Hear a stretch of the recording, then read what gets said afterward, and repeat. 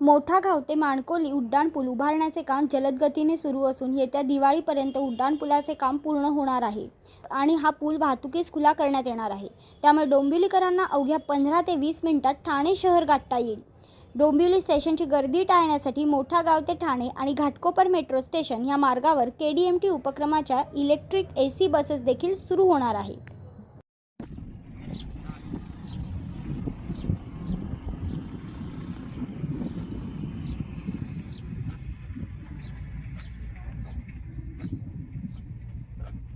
मोठागाव माणकोली जो पूल आहे त्या पुलाचं 90% काम पूर्ण झालेलं आहे।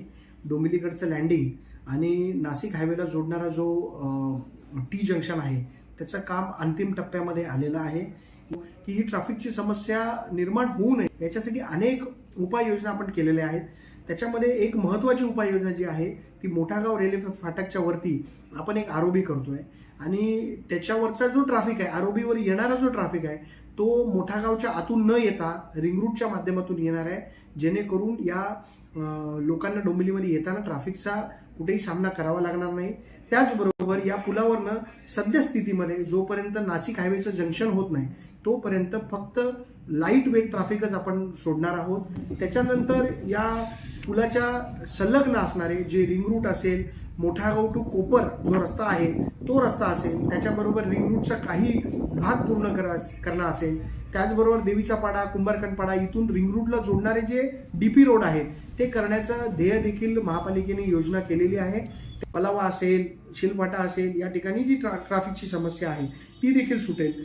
मध्य रेल्वे स्थानकातील सर्वात जास्त गर्दीचे असलेले डोंबिवली रेल्वे स्थानक हे डोंबिवलीतील 80% चाकरमान्यांसाठी महत्त्वाचे स्थानक मानले जाते।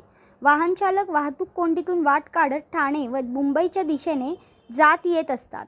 डोंबिवलीहून ठाणे मुंबई शहराकडे जाण्यासाठी एकतर कल्याण शिळफाटा मार्गाने जावे लागते किंवा दुसरा मार्ग कल्याण पत्रीपूल, गोविंदवाडी, दुर्गाडी, भिवंडीहून मुंबई नाशिक महामार्ग वरून ठाणे मुंबईला जोडतो। दोन्ही मार्गाने जाण्यासाठी वाहतूक कोंडीचा सामना करावा लागतो। 1.5-2 तासांचा प्रवास करावा लागतो। या त्रासातून दिलासा मिळावा तसेच वेळेची बचत व्हावी यासाठी डोंबिवली पश्चिमेकडील मोठा गाव ते माणकोली पूल उभारण्याचा प्रकल्प शासनाने हाती घेतला।